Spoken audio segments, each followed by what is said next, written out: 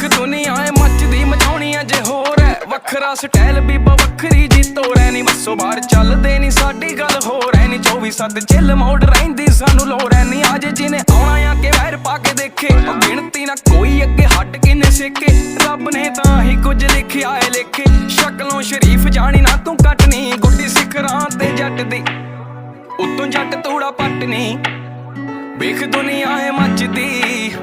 ਚੱਲ ਪੜ ਜਾਂਦਾ ਅੱਖ ਦੀ ਗੁੱਡੀ ਸਿੱਖ